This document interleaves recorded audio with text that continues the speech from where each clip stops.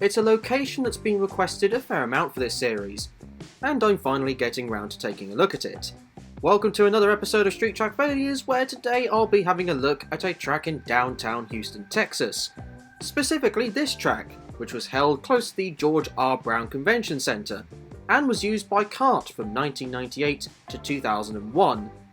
This track featured 11 turns, with 8 to the left and just 3 to the right, and was a mere 1.5 miles / 2.4 kilometers in length. And having had the chance to look at the racing on this track, I'd describe it as a street circuit bullring for these powerful single-seaters. It's CART's street circuit version of Martinsville, similar in that respect to the original New Orleans street circuit used by the original IMSA GTP cars in the late 80s. This was a demanding circuit, but let's go through it in slightly more detail. Turn numero uno, a 90-degree left-hander. Potentially a good overtaking zone, perhaps more so in the wet rather than the dry. Can be a tricky braking zone to get right, however other than that there really is nothing more to say. A gentle left-hander, once again, leads you to the tightest corner on the track. Despite the fairly decent width, it'll take enormous amounts of steering angle to get round this bend with any level of straightforwardness. Plus, in wet conditions, with these powerful machines it was exceptionally difficult to release all that fury from the engine to the rear wheels smoothly. Oh, and by the way, this gap in the barrier here, it's not an access road for recovery trucks to come out of. No, this is the exit of the pit lane, which is so bonkers that I'll certainly be coming back later on in this video to discuss it further. When I saw it the first time, I couldn't believe my eyes. I hope it lives up to the expectations that I've now set by you hearing what I said. Anyway, down to turn 4, which is yet another 90-degree left-hander. Then we come on to turn 5, which leads you onto Austin Street, and is also a 90-degree left-hander.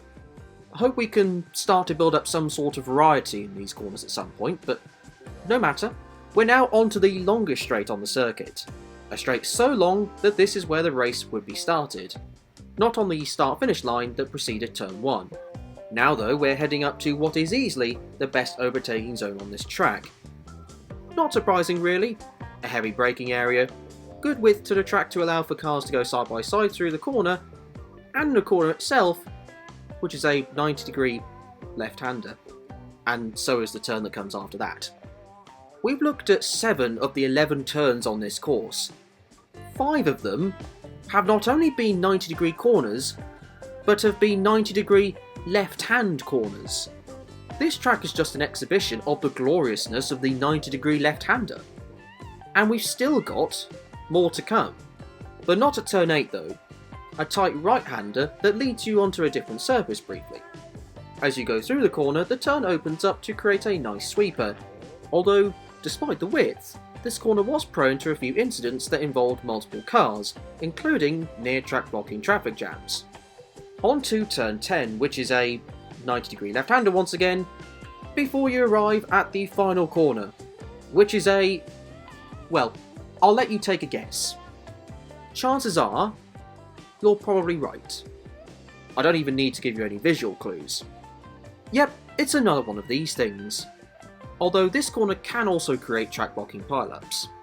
You then head back onto the start-finish straight on the road called the Avenida de las Americas. Even in a country which its primary language is the same as the one I'm from, I'm still unable to avoid unintentionally making a hash of location names. Once again, if I've got the pronunciation spectacularly wrong, then I do apologise. I'll see if I can redeem myself by showing you one of the most insane pit lanes I've ever come across. The entrance to the pit lane, fairly normal. As you'd expect, it's a 90-degree left-hander that extends just beyond turn 11. The exit though, it's a little bit wackier. Another 90-degree left-hander puts you briefly onto a section of pit road that's just as wide, if not wider, than the racetrack itself, before all semblance of width fades away when you get to a small left-right chicane, and then a small straight that leads you onto a piece of Houston that's usually used for parked motor vehicles. An almost 90-degree left-hander once again, where you go over parking spots 22 and 23, another small straight before you leave the car park and go onto a different surface for a 90-degree right-hander, and then another 90-degree right-hander before you come back onto the live racetrack. I don't think I've ever seen a pit lane that has as much corner variety as the racetrack itself does. What an awkward, complicated and yet somehow excellent pit lane this one is. It means that the drivers are challenged everywhere. Even in the pit lane you're not safe from potential wall contact. Other interesting things to note about this pit lane is the amount of sponsors on these concrete blocks. It seems a bit weird to put so many there, considering that it probably wasn't going to get that much airtime. Although maybe they thought that the pit lane was so tricky that a driver would go off there, which would give those sponsors a period of time on TV.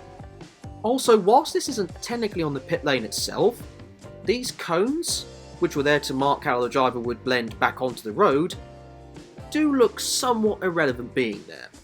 Small cones versus kart car, it's a predictable outcome to see which one comes out on top. So as you may have heard in the video earlier on, this track lasted until 2001. It wasn't used afterwards because redevelopments around where the track was situated meant that it was unusable after that year. A pity, because even though the track didn't have all that much variety in the corner department, it did produce some great races with some iconic moments.